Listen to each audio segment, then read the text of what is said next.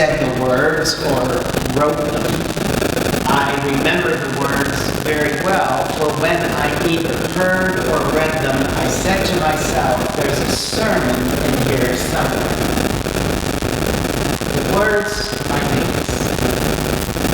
An interruption is an invitation to a deeper walk with God. An interruption is an invitation to a deeper walk with God. I wonder, how well do you deal with interruptions? Are you like me and you get up in the morning and you get out a piece of paper and you make a list of all the things you need to do that day? And you begin your day with gusto and you start working on your list, and before you know it, it's 8 o'clock at night and you've only crossed maybe 2 things off your list because your day has been one interruption after the other. Life is so filled with interruptions, inconveniences, frustrations, and unexpected things break. Accidents happen. The phone rings just as we're really getting into what we are doing. You just settle down to relax for the evening and you hear the cats knock something off the counter as it breaks.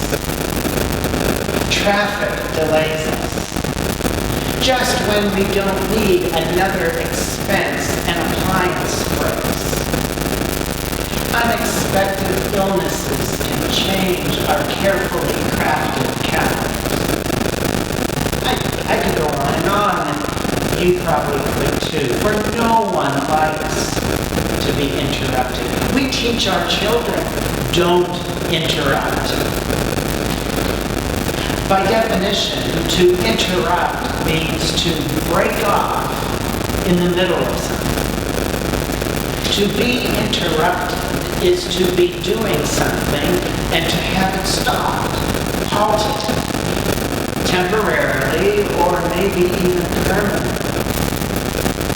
And it's frustrating.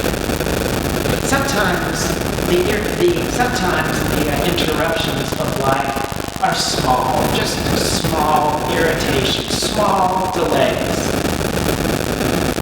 And yet other times, interruptions are very poignant and can be life-changing. Like that November afternoon when Walter Cronkite said, there's been a report from Dallas that President John F. Kennedy was killed today. He died at 1 o'clock p.m. Central Standard Time. That interruption changed the life of this nation. And there were others.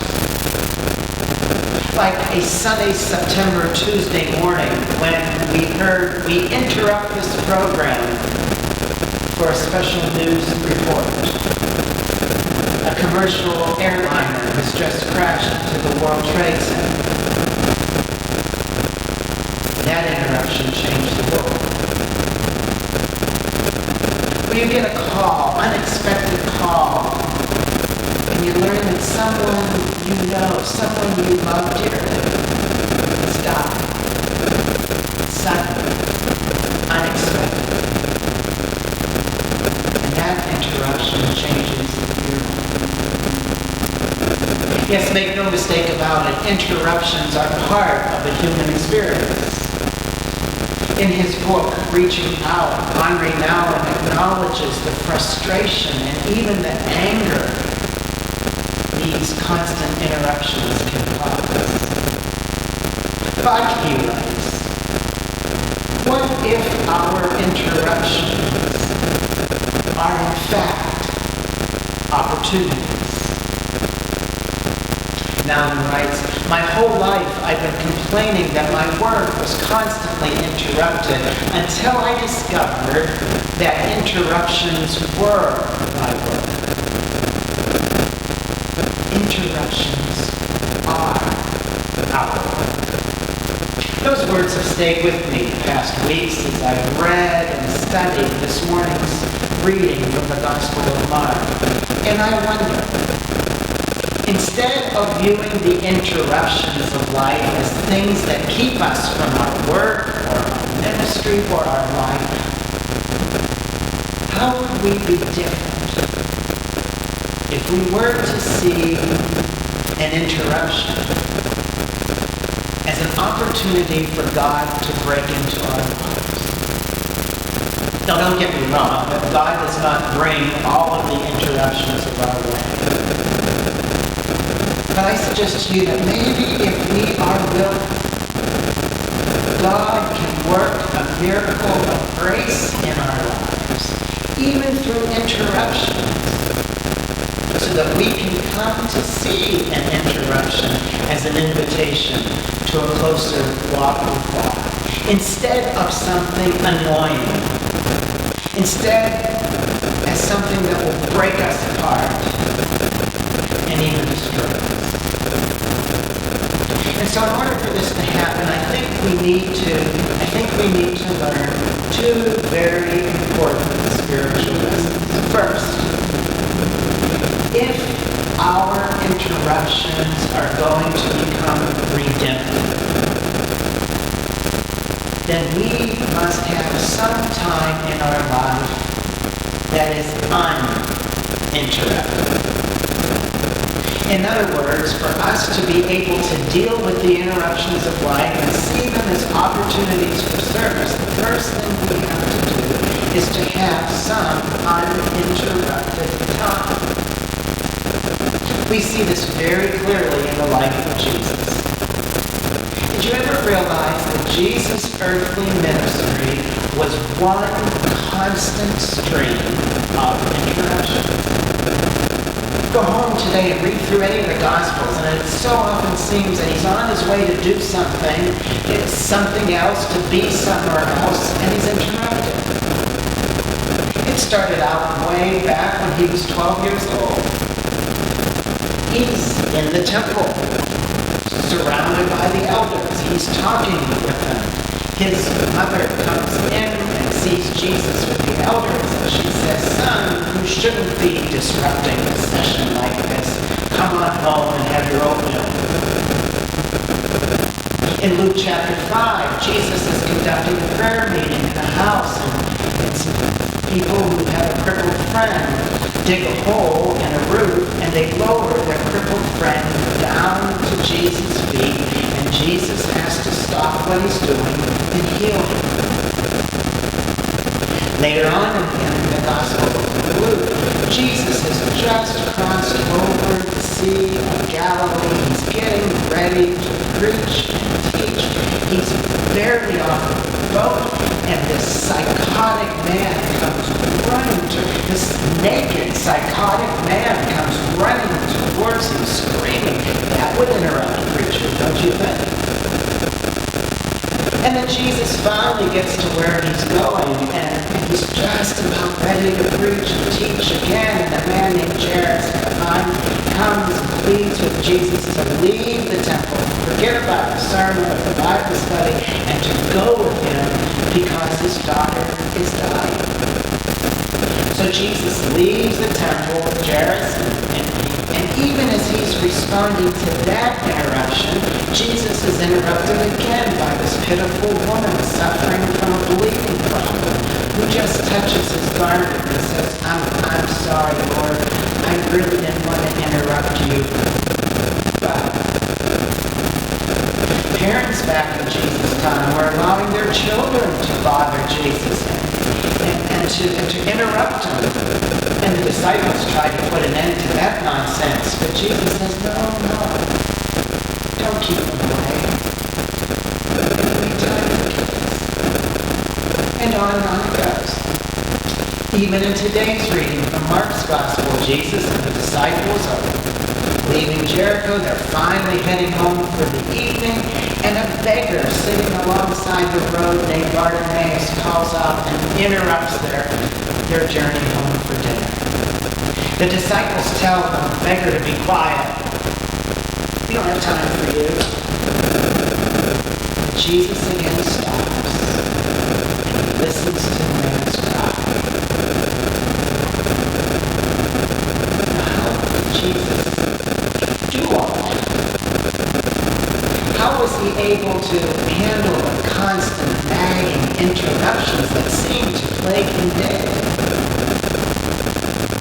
Well, I believe that Jesus was able to turn his interruptions into an invitation to a deeper walk with God, because every morning of his life, the Gospels tell us, every morning of his life, Jesus awoke early and went off to a place alone and he prayed, as was his custom in the Bible. Throughout the Gospels, we hear Jesus just going off alone to pray.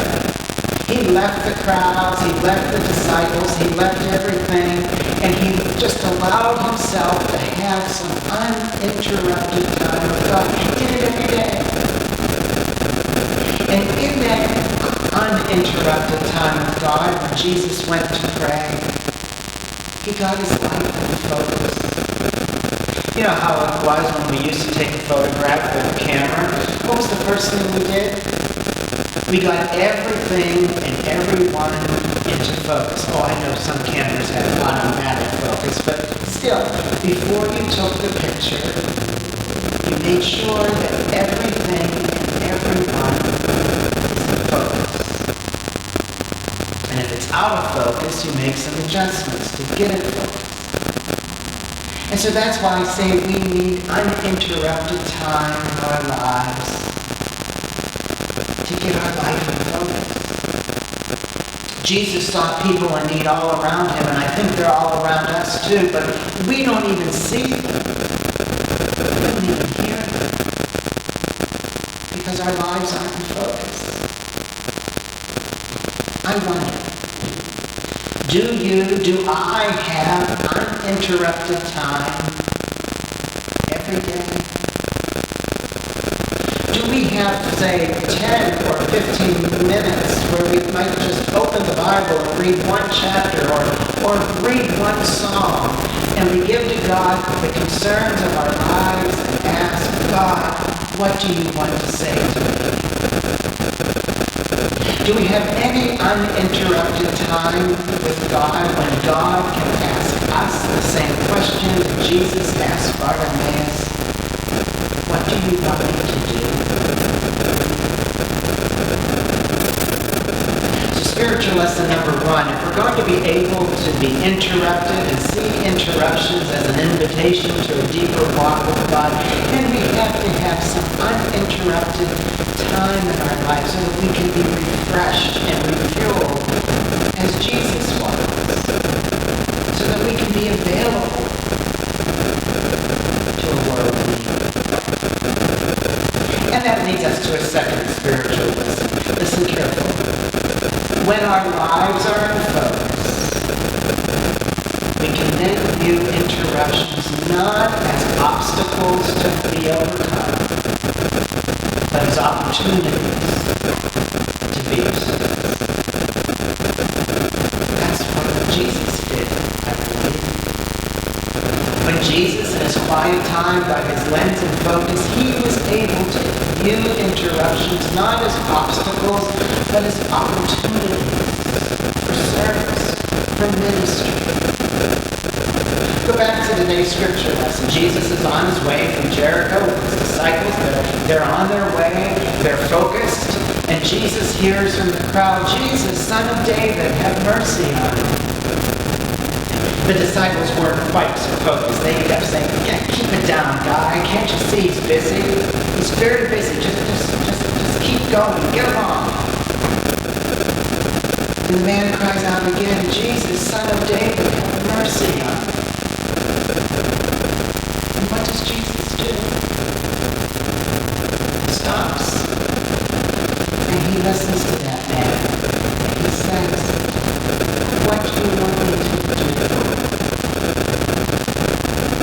When we have some uninterrupted time, it's amazing how it opens our eyes in a new way to the world around us.